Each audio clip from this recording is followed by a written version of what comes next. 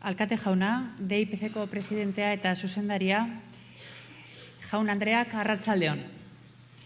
Duela hilabete batzuk, Pedro Miguel Etxenikek proposatu zidan Passion for Knowledge jaialdi honetan Eusko Jaurlaritzaren izenean aurkezpen batean parte hartzeko. Gustu handiz egingo nuela erantzunion. Izan ere, unibertsitate eta ikerketa sailordetzak ibilbide luzeko lankidetza estua baitu DIPC-rekin eta bereziki egunotan ospatzen ari garen zientzia zaletasuna bultzatzeko programa bikain honekin. Eserik ginen bada Pedro Miguel eta biok programaren aurrean eta publikoari irekitako itzalietarik nor aurkeztu ote nahi nuen galdetu zidan berak. Aukeran, Arantxa Urretabizkaia aurkeztu nahi nuela erantzunion. Euskararen normalizazioa eta 1978ko batzarraz geroztik euskalgintzak izandako bilakaera eta zabalkundea gai egokiak iruditu zitzaizkidan zientziaren divulgazioaren gainean antolatzen den saio honetarako. Izan ere, erregistro espezialduek eta jakintza arloetako teknolektuek izandako garapenari erreparatzea besterik ez dago euskararen normalizazio bidean egindako aleginaz konturatzeko. Unibertsitate mailako hizkera adibide bat besterik ez da euskalgintza osoari baitagokio eskuarki azken mende erdi honetako zabalkunde handia. Euskararen batasuna egitate historikotzat har daiteke Euskal Herriaren historian. Egitate historiko terminoak historialariarentzat duen esangura bete-betean. Etzen erraza izan. Herri honetan, hainbatetan gertatu izan den moduan, eztabaida testu ingurutik atera eta guztiz ideologizatu baitzen. Irizpide linguistiko hutsaz haratago, gatazka politikoa eta lurralde eta erakunde artekoa ez ezik, belaunaldi artekoa ere bihurtu zen. Gogoan dut oraindik H-aren auzia. Artean ume ginela ikastolatik bidaltzen gintuzten etxeko lanekin etxera, eta ikastolara itzultzerakoan ikasleen erdia, kuadernuaren H guztiak ezabatuta etortzen zen. Ikasleek ez genuen ulertzen H-ark helduen artean pizten zuen pasioa eta grina. Are gehiago, esango nuke, belaunaldi hartakoek oraindik ere halako beldur ezkutu bat diogula H odoltsuari. Gaurko hitzaldian, denboraren iraganak utzitako hondarrari adi egongo gara beraz. Denboraren iraganaz ari garela Koldo Mitxelena ekarri nahi nuke gure saio honetan gogora. Euskara batuaz ari dela, 1970ean, Eganek argitaratutako Prodomo artikuluan zera esaten zuen Mitxelenak. Estuve en Aránzazu hace poco. No había aparecido desde aquella asamblea de 1968. Allí estaban en pie, sobre el atrio de la iglesia, los apóstoles de Oteiza. Más arriba la Virgen de Oteiza. Había bastante gente, pues habíamos acudido a una boda tanto de Guipúzcoa como desde Vizcaya y también desde otros lugares. Y esa gente, de manera unánime, encontraba las estatuas de Oteiza agradables, bellas y adecuadas para el pórtico de una iglesia. Esas mismas estatuas son, si lo recuerdan ustedes, las que hace algunos años tan desmañadas, feas e inapropiadas nos parecían a muchos. ¿Qué es lo que ha cambiado desde entonces a hoy? ¿Las estatuas o nuestros ojos? Ezpairik gabe, Arantxa Urretabizkaia euskaltzainak zeresanik badu gaiaren inguruan. Euskaltzain urgazle gizara ez ezik euskalgintzan hainbat eremu jorratu dituelako du Arantzak gai honetan zeresan handia. Kulturgintzan askotariko lanak egin baditu ere, erabili ditudan Urretabizkaiaren biografia guztietan literatura aipatzen da lehendabizi. Itzultzaile lanetan hasi zen 70. hamarkadan ekarpen oparoa egingo zuen Lur taldearen eskutik, Sarasola naiz Seizar Bitoria bezalakoekin batera. Handik gutxira poesiaren arlora igaro zen. Bere obrarik ezagunena novela bat da ordea, Zergatik Panpos. Kritikoen iritzian, gai aldetik eta baita formari dagokionez ere obra berritzailea, beste hizkuntza batzuetara itzulia izan dena eta zinerako egokitua. Ordutik, nobelagintzan hainbat obra plazaratu ditu. Hala nola, Saturno, Aurten aldatuko da nire bizitza, Kuaderno gorria eta Arestian Erein argitaletxearen eskutik irakurri izan dugun Hiru Mariak eleberria. Koldo Izagirrek honakoa dio Urreta Bizkaiaren ahots poetikoari buruz. Baina zorionez, gizonen artean gizonezkoago azaldu behar zuen emakume hark oso bestelako jarreraz idazten zituen poemak. Defentsa artifizialik gabe, bere esena libre eta laxo isuriz. Berezkotasun hori, naturaltasun hori da Urreta Bizkaiaren poesiaren balore nagusietako bat. Aktibismorik ezagutzen ezpazaio ere generoaren munduan, nabarmena da Arantxaren idatzietan eta solasean emakumearen egoerari buruzko kezka. Bere ibilbidea jarraitu dugunok Arantxarengan apreziatzen dugun ezaugarria da hain zuzen berdintasunaren aldeko konpromisoa.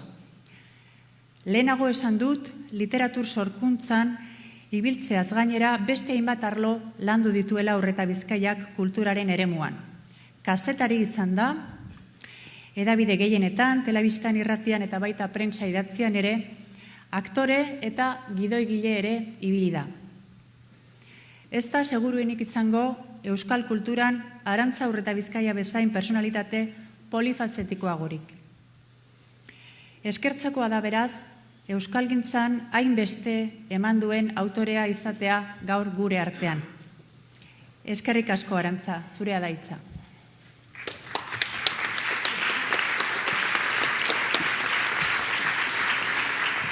Eskerrik asko.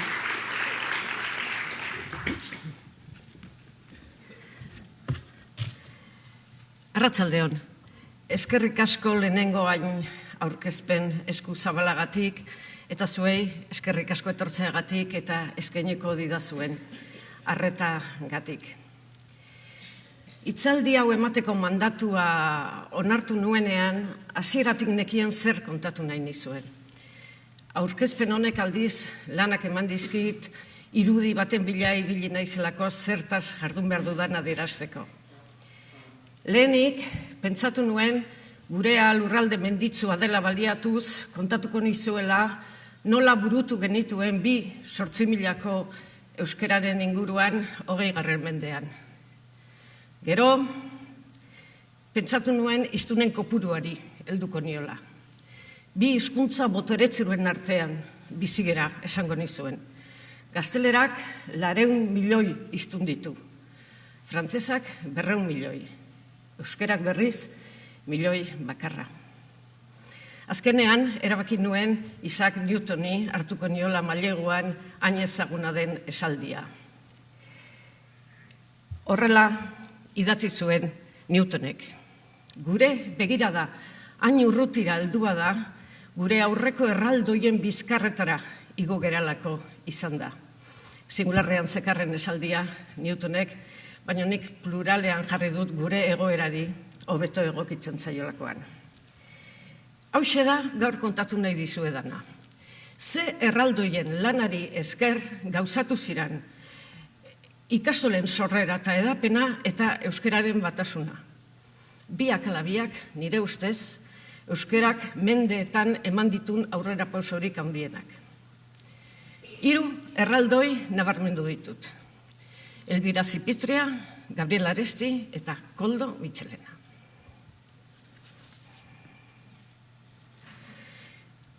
Hogeigarren mendearen lehen erdiaren bukaerara jo behar dugu orain, 1940 pikora.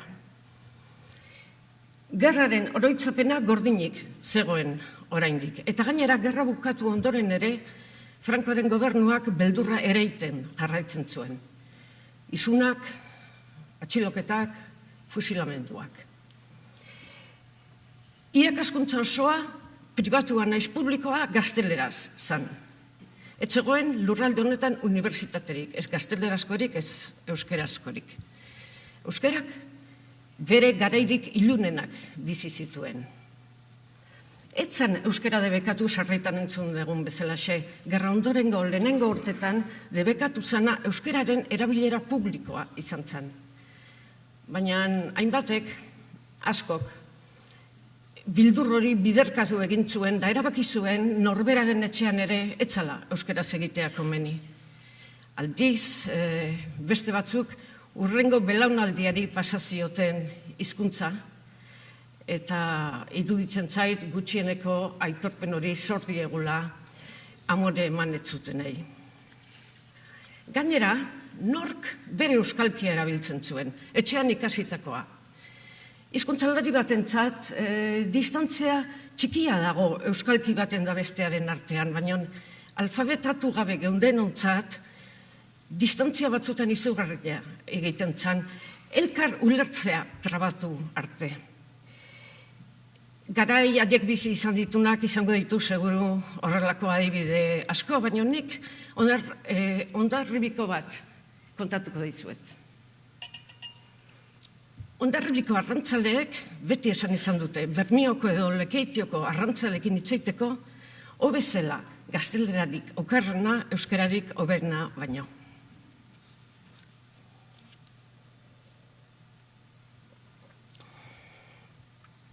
Giro itoarri horretan piztu zen gero eguzki izatera helduko zen txinparta.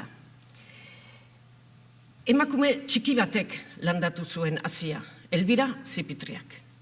Zumaian sortua, gerra aurretik ere, irakasle lanak egin zituen Donostian beti euskeraz. Gero, gerra etorri zanean beste asko bezala iparraldera joan zan, iez, Zipitria, eta han albezain laster eskolak ematen hasi zen.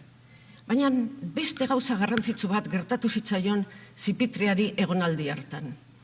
Han egin zuen topo Europako hainbat pedagogo aurrerakoien teoriekin.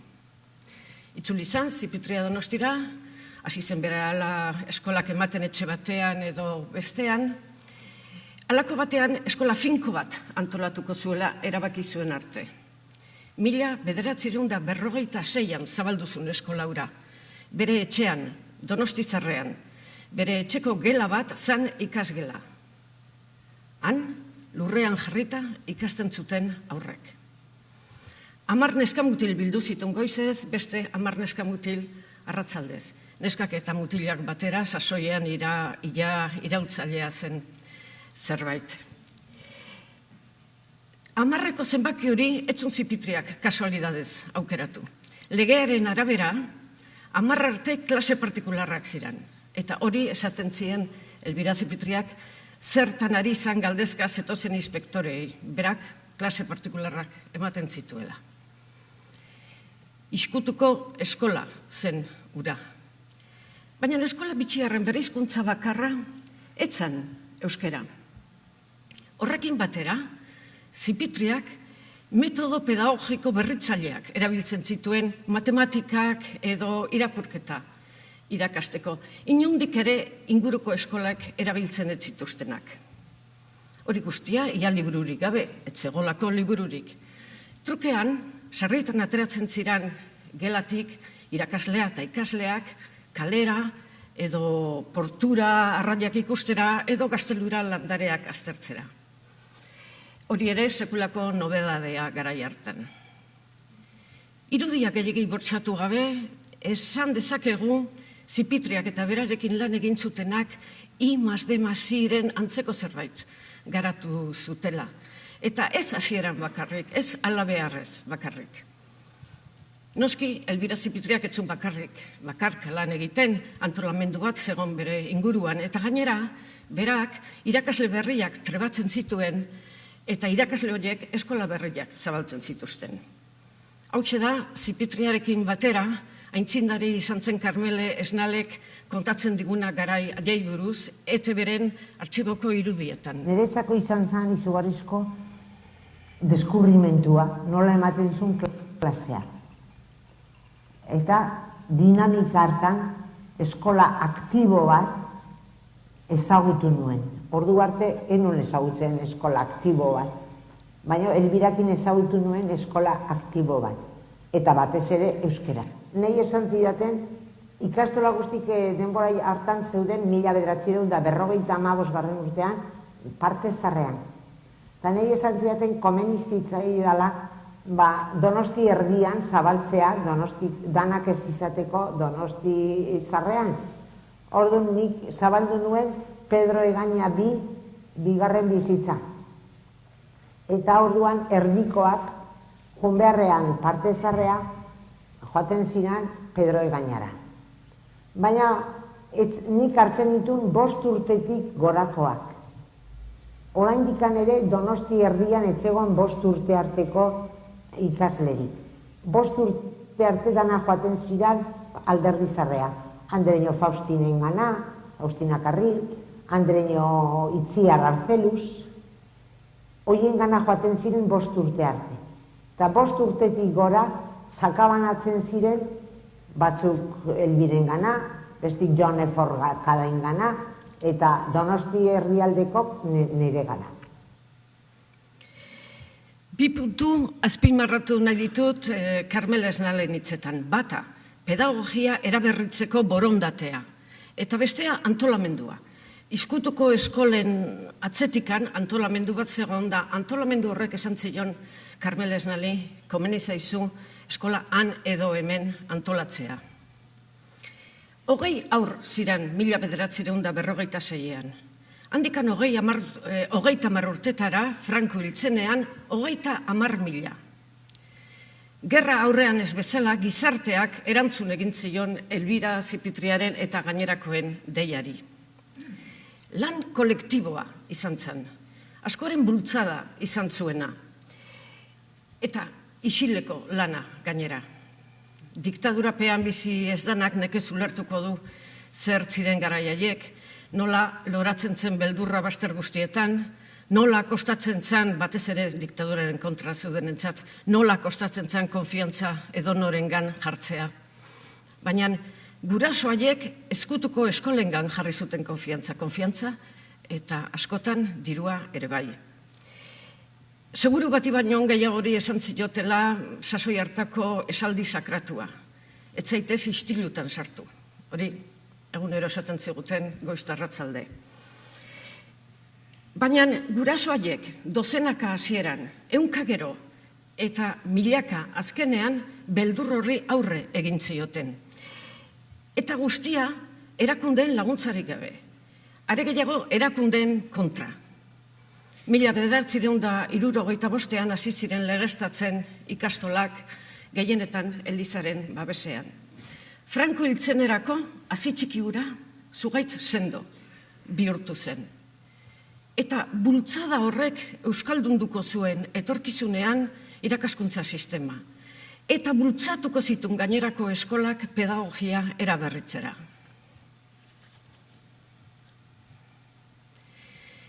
Mila 1968an gaude orain, eta euskararen batasunak ez du aurrera egin. Eta hori, oztopoa zen, berpiztu berria zen euskal kulturarentzat.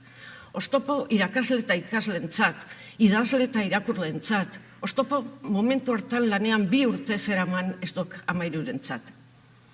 Pixkanaka, hasi ziren eskola liburuak argitaratzen, baina Donostirako baliagarria zana, etzan baliagarri Lekeitiorako, edo Bilborako aproposa zena, etzan aproposa behasainako.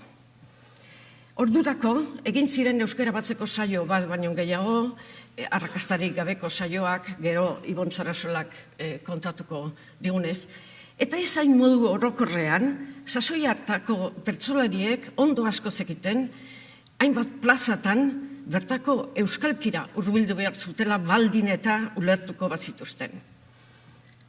Batasunarik ezak zailago egiten zuen berez nahikoa zaila bazena. Euskararen batasuna aldarrikatzen zutenek euskararentzat inguruko hizkuntzak aspaldi lortutakoa nahi zuten. Araudi bat, euskalki edo lurralde guztietako euskaldunentzat baliagarri izango zen eredu bat.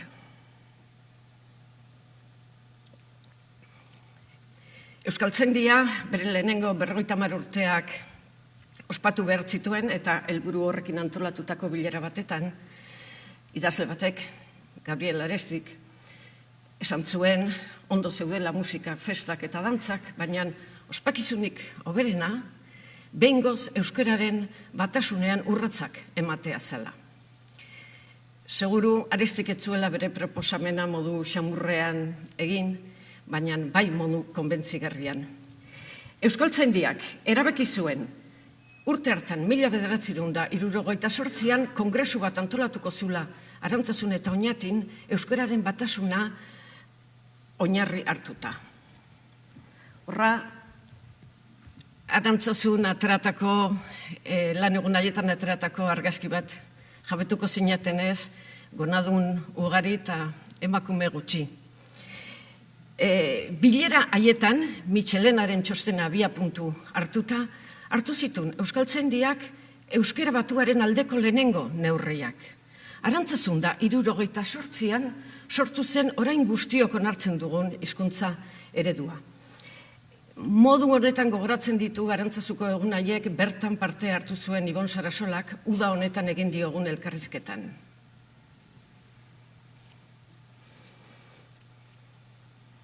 Arantzazuko 78ko giroa gutxi gora bera espero genuen bezala joan zan. Hasieran pixka bat zaila, baina han egon ahala hobetzen joan zan. Agoratzen naiz goiz batian edo arrazala batian izango zen, Gandiagaren intervenzioan kantatzen jarri ginen guztiok berak esan da nolabait eta horrek adibidez giroa asko baretuzun. Ondo joan zan alde hortatik, zera euskaltzain burua zana orduan lekuen azarra, nahiko pozik atera zan eta nahiko batasuran alde. Problema izan zan gero betikua, area joan ez ziranak. Nik uste batez ere belaunaldien arteko liskarrak izan zirala.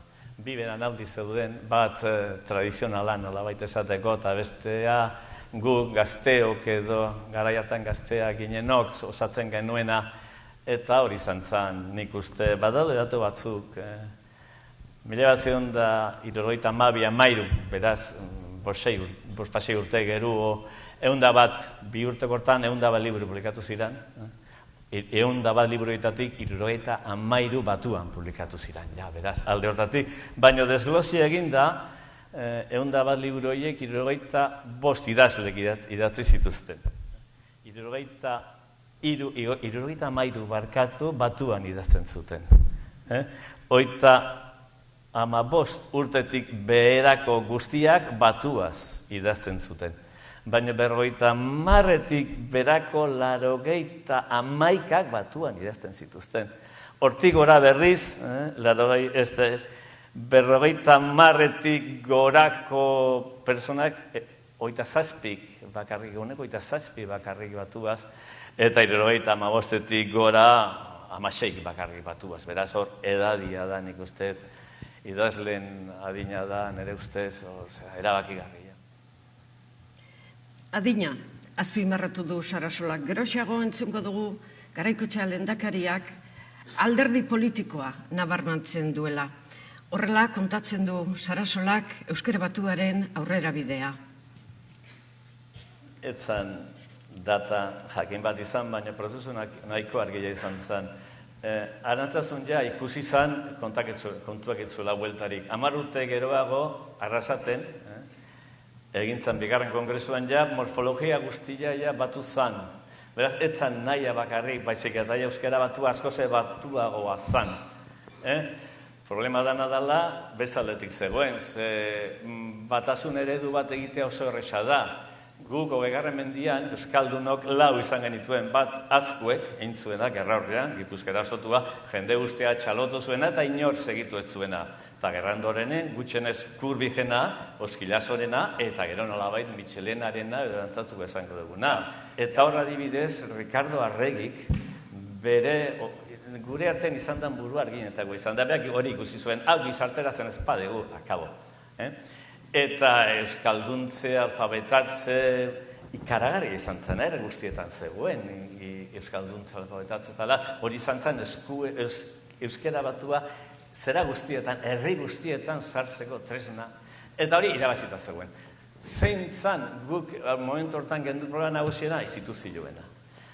Pentsa, Etxenike jarri beharrian, Euskal Gobernuak gobernu hartzen duenean, Etxenike jarri beharrian Eusko Alderdi Jeltzaleako Vieja Guardiako bat jartzen duela. Etzun, batasuna desuestuko, baina atzeratu bai. Nik uste etor, Michelena fundamentala izan zen, alde teknikoetatik, oso lan txukuna intzun, eta gero berak zuen karismarekin jende asko ekarri zuen, Etxenik oso importantia izan zen. Hezkuntza sailetik,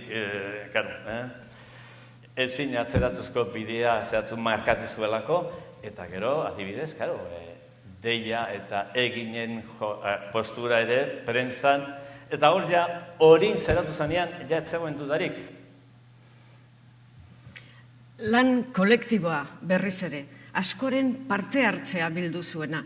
Irudi polita Sarasolak eskaini diguna, euskaltzale ejertzito oso bat, herri auzoz auzo, euskaltzaindiaren esanetara oso gutxitan azaldu dugun disiplinarekin. Mende erdilenago, Pompeu Fabrak katalanerako bakarka egin zuena taldean egin genuen guk. Eta talde horretan itzal handiko bi persona, Gabriel Aresti eta Koldo Michelena. 1923an sortu zen Aresti, Bilbo erdaldun batean, euskara galdua zeukan etxe batean. Horrela kontatu zuen idazleak handik urte batzutara bere euskalduntze prozesua. Egun batetan, 12 urte nituelarik nire buruaz lotzatu nintzen. Euskaldun motz bat nintzela konturatu nintzen. Eta handik liburu denda batera joan nintzen euskal gramatika on bat erostera. 12 urteko mutiko bitxi hark, bere burua euskalduntzeko erabakia hartzen duen momentu berean zabaltzen du Elbira Zipitriak lehenengo ikastola. Michelena berriz, kartzeletik irten berria zan. Irakurriz, euskaldundu zan Aresti, irakurriz eta idatziz, adibidez, Axularren gero osoa kopiatu zuen eskuz, horri hitzez hitz. Gauza da, euskaldundu zela, eta handikan urte gutxitara Maldan Behera poema luzearekin sari bat irabazizuela. Gero, etorriko ziren beste poema liburu asko, antzerkirako lanak, kantetako letrak, artikuluak, lan luze eta oparoa. 1964ean argitaratu zuen Arestik, agian bere lanen artean oihartzun gehien izan zuen liburua. Harri eta herri. Liburu horrek, poema bilduma horrek, goitik bera astindu zuen sasoi hartako euskalgintzaren mundu txikiura. Poema horietan arkitu zuen gazte askok bere munduari, bere buruari zegokion literatura. Poema bilduma horietan arkitu zuen gazte askok gainerako euskarazko liburuak eskaintzen ez zietena. Bide bat markatu zuen Arestik.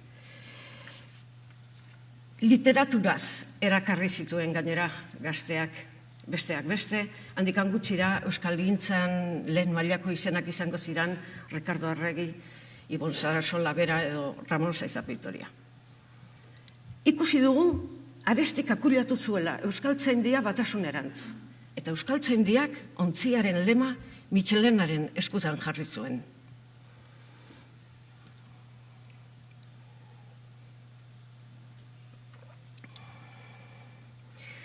Mila 1915 sortu zen Michelena Errenterian, eta 21 urte bete baino lehen gudari izan zen gerra zibilean. Egon zen frontean eta Santoñan hartu zuten preso eusko gudaroste gehienarekin batera. Heriotza zigorrera kondenatua 6 urte luze eman zituen kartzelan. Eta kartzela izan zen, Michelenarentzat eta beste hainbat presorentzat ezagutu zuten lehen unibertsitatea. Presoen artean ikasketak trukatzen zituzten. Batek zegiena beste irakasten zien da haiengandik beste zerbait ikasten zuen. Gure aita zenak adibidez, Michelenarekin batera egin zuen kartzelaldi hartan, inglesa ikasi zuen eta frantsesa irakatzi. Presoen artean asko ziren euskaldunak. baina oso gutxi euskara landua, euskara jantzia zutenak. Eta kartzelatik irten berria zen gazte hark helburu bat zeukan, helburu bat jarri zion bere buruari. Hain zuzen euskara jastearena. Eta jakin bazekien horretarako bide bakarra ikasketak zirela. Eta horretan jardun zuen urte luzetan gudari oia izateagatik gainditu behar izan zituen oztopo guztiak gainditu ondoren. Lehen mailako hizkuntzalari bilakatu zen Mitxelena. Berak, esan ohi zuen, gogoz kontrako filologoa zela bera, baina ez zuen esaten lehen mailako filologoa zenik. Jeltzalea zan sasoi hartan Mitxelena, eta ez zizaion erraza izango Batasunaren defentsa bere alderdikide ugari kontra zegoelako. Baina Mitxelenak jakinduriaz gainditu zuen oztopori. Arrazoi sendoak emanez eta axaleko liskarrei ihes eginez. Erraldoi guztiakin gertatzen dan bezala, Mitxelenaren merituak ez dira hitzaldi honen barruan sartzen. Baina bat, azpimarratzekotan, zubigintza aukeratuko nukenik. Mitxelenak eraiki zuen iraganaren dorainaren arteko zubia. Berari zor diogu tradizioaren eta modernitatearen arteko bidea.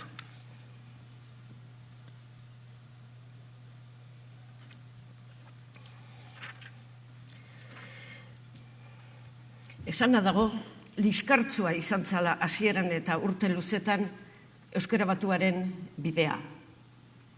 Ez da prozesu hori ondo aztertu ez kontatu, agian bukarako argazkian guapo samarra saltzen bagera ere, etzelako horrelakorik gertatu ibilbidean. Batasunaren alde, euskaltzaindia Mitxelenaren gidaritzapean. Sasoiko kultur eragile nagusiak eta handikan gutxira ikastolen federazioa. Batasunaren kontra hainbat euskaltzain eta euskaltzale. Gauza da, urrengo 14 urteetan batzuk eta besteek eutzi egin ziotela bereari. Adibidez, arestikidetzat zeukan lur argitaletxeak 40 piko liburu argitaratu zituen urte horietan guztiak euskara batuan idatziak, haien artean Batasunaren kutxa izenarekin euskara batuaren lehen gramatika eta hiztegia. Zaila da, orain, sinesgarri egitea, zenolako garrastasuna izan zuten eztabaida haiek. Berriz ere, askotan frogatutakoa frogatu genuen. Ze zailtasuna daukagun adostasunetara heltzeko, eta ze errestasuna iritzi desberdina duena etzai bilakatzeko. Horrela, heldu ginen 1982. Ordurako, hila zen diktadorea eta berpiztu ziren lurralde honetan sasoi bateko erakunde politikoak. Urte horretan, Garaikoetxea lehendakaria zela, Jaurlaritzak ofizialtasuna eman zion euskara batuari. Hain zuzen, euskararen normalizaziorako legearen 30. atalean. Hor, bildu ziren 3 indar nagusi. Euskaltzaindiaren zuhurtzia, kultura eragileen bultzada, eta Jaurlaritzari zegokion erabaki politikoa. Hor itxi zen zirkuloa. Hor hasi zen euskara batua bere izen ondoa galtzen. Handikan gutxira euskara izango zen eta kito. Modu honetan aztertzen du Garaikoetxea lehendakariak Batasunaren auzia duela gutxi egin diogun elkarrizketan.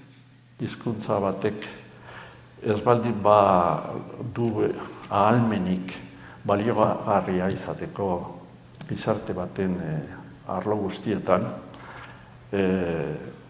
ez du bideberik izango, eta historian izango da, batez ere garai hauetan. Hemen politiko bat lortu genuen bezain pronto, hezkuntza, erakundeen portaera eta medioak eta kultur hizkuntza bat behar zuten noski eta euskara batu bat. Eta horregatik, naiz eta oztopoak eta kritikak batzutan gogorrak izan, erabakia hartu genuen eta erabakia aurrera eraman genuen. Euskararen batzeko lana ez zen lan paketxu bat, garai hartan. Euskalkia ziren kezka nagusia, batzutan arrazoi, adibidez Bizkaian, kezkatuak ziren euskera batua behar bada izango zen nahiko ezberdina. Beste batzutan hemen Nafarroan bezala hipokresia hutsa zen kezka hori, euskeraren kontrakoena zen argudioa, gure euskalkiak eta bar. Eta ez zuten inoiz zer egin euskararen alde. Orduan, batzutan argudiak ziren izugarriak, adibidez entzuten zen H hori marxismoren ezaugarri bat da eta horako gauzak. Euskararen batasuna H-a baino askoz gehiago zen. Baina batasunaren kontrakoek H-a bihurtu zuten ikur nagusi eta idazterakoan letra hori erabiltzen zutenen kontra bildu zituzten arma guztiak. Are, diktadura garaian kartzelerako txartela ematen zizun epitetoa, komunista. Entzun dugu, Sarasolak adina azpimarratzen duela, Garaiko etxeak pisu gehiago ematen diola politikari, denetik egongo zen seguru asko. Hor daude Sarasolaren datuak adinaren tesia indartzeko. Era berean, egia zen, Arestibera, haren inguruko gazte batzuk, eta batasunaren defendatzaile sutsu bat baino gehiago, adibidez Txillardegi, ezkerrean kokazitezkela. Eta eskuinean, batasunaren kontrako askota asko. Zu itzaltzeko bi osagai erabili omen zituen jaurlaritzak, irmotasuna eta malgutasuna. Normalian, euskalkien defentsa zen, alternatiba. Eta kritika gogorrena, prozesu artifizial bat izango zela eta bar. Gizon ospetsu bat izan zen aholkari garrantzitsu bat, hain zuzen Koldo Mitxelena. Eta berak eta beste batzuek baita ere, Satrustek eta lagundu zuten eztabaidan hartan. Eta gero saiatu ginen baita ere legea egiterakoan, legebiltzarrean hain zuzen, malgoak izaten. Eta hortarako, Mitxelenaren aholkua izan zen beti malguak izatea. Eta kontrako jarrerak ez sortzea jarrera maximalisteekin. Eta, kontseilu hori, aholku hori beti onartu genuen noski. Eta naiz eta pentsatu, eta oraindik pentsatzen dut, hizkuntza egoera diglosika batean babes baikorra behar duela, diskriminazion positiba delako bat merezi duela, legean malgotasunez saiatu ginen oreka bat lortzen printzipioetan irmotasuna, baina gero erabiltzean malgotasunez beti asuntoa. Horrela, elkarlanean gure aurreko erraldoien bizkarretara igota, heldu gera gauden puntura. Noski, bidea amaigabea da eta aldapatzua gainera, baina gutxienez, badakigu nola heldu ginen 8.000 haien tontorrera. Jende askoren lanaz gizartea mobilizatzen. 3 persona nabarmendu ditut hitzaldiaren arian, aipan itzaken 30, 300, 3.000, baldin eta ikastolen hastapenetako guraso miresgarriaiek aipatu izan banitu. Ona, hemen beste persona multzo bat, sasoi hartako euskalgintzan jardun zutenen artean aukeratuak. Lehenengo, argazkiak lehen aipatu ditudan gurasoiek ordezkatu nahi ditu.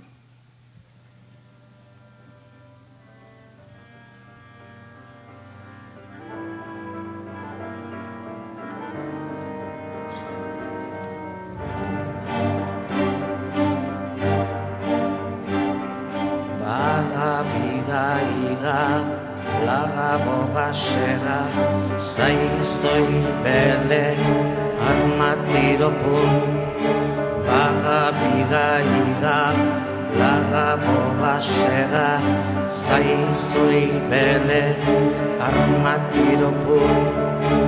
Xirristi, mirristi, gerren aplat, olio zopak ikilisalda urru, edan edo klik, ikimilik-ilik-klik.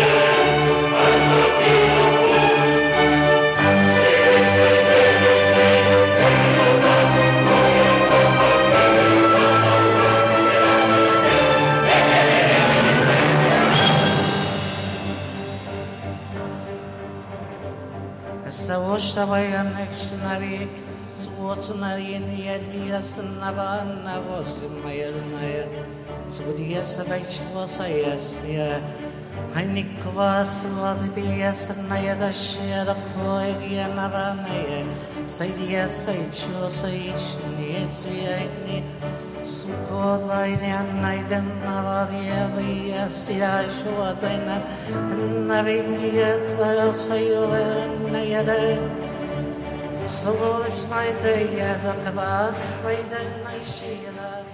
Ez dira noski, sasoi hartan euskalgintzan jardun zutenak azaldu, baina azaldu diran guztiak lan horretan jardun zuten. Geroztik, etorri ziren besteak, eta etorriko dira besteak. Gu sortu ginen enbor beretik, sortuko dira besteak, iragarri zuen kantuz Xabier Letek. Iragarri eta asmatu. Mila esker eta bertsolari klasikoek esaten zuten bezala, gaizki esanak barkatu eta ongi esanak gogoan hartu.